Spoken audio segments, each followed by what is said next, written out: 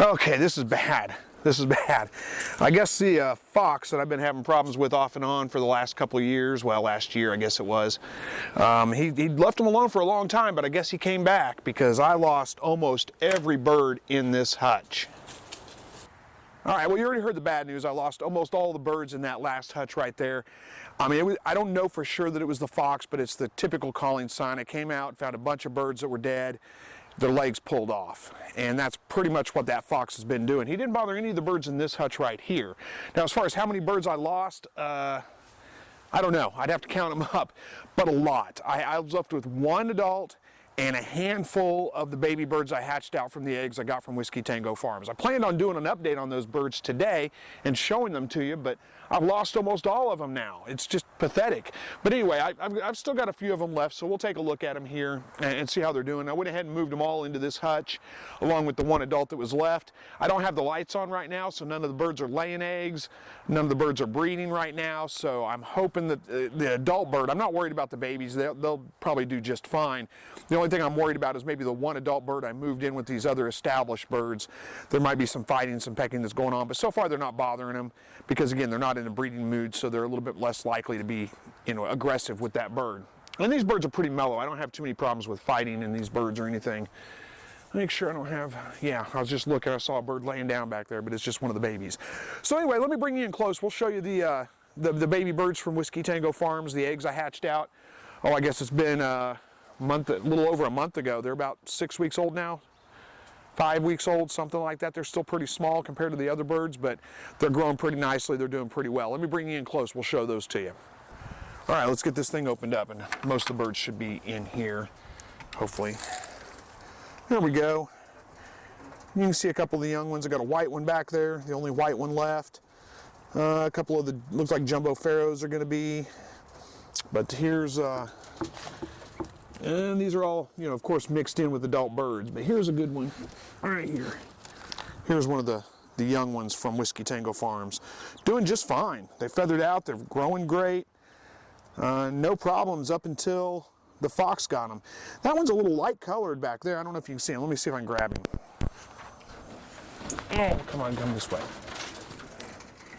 So I'm not sure what kind of bird this is. Oh, there we go. I got him this time. But look at the coloring. Hang on, let me get a hold of him. There we go. Yeah, look at that coloring. That's a pretty bird. A little smaller than the others, but nice coloring. Very, very pretty bird. There we go. We'll let you go back in there. So anyway, I got some neat birds from them. The eggs did great. Let me back this camera up so we can talk.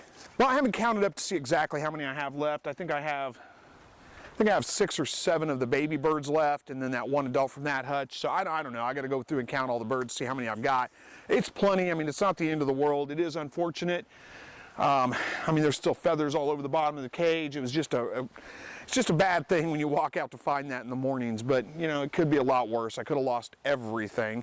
I am going to have to fortify this cage, I think, so I don't lose any more birds, and that one over there as well before I put any birds in it. For some reason, it was focused on that hutch, not this one. I don't know why. Hopefully they make it. I think what I'm going to do is take some people's advice and put a row of hardware cloth right here about that far down below the other one, so the bird won't be able to, or the fox won't be able to get up through there to grab their feet.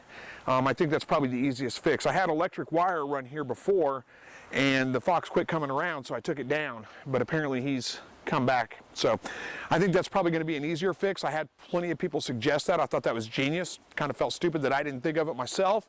Probably a lot easier than running an extension cord out here with an electric wire. But yeah, that's all I'm going to do is just put a piece of hardware cloth down here. Just, maybe that much lower than the other one. It just has to be any.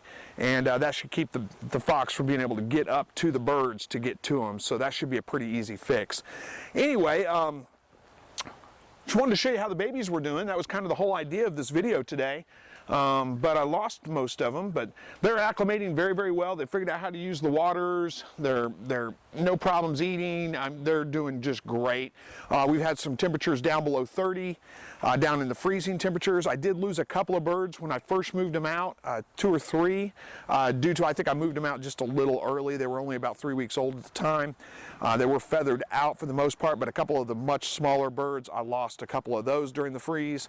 The rest of them doing just fine, no problem. problems whatsoever until the fox got a hold of them. And anyway, so I lost a lot of birds there. We'll be able to rebuild though. That's the great thing about quail, is that it doesn't take much at all, and you can just build right back up really, really quickly. But it is unfortunate that I lost those birds.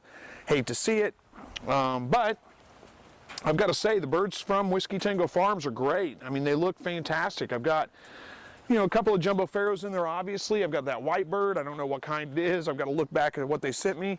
And that nice little silver colored bird that's kind of pretty, kind of cool. I probably won't keep those long term because I really am more about meat and egg production.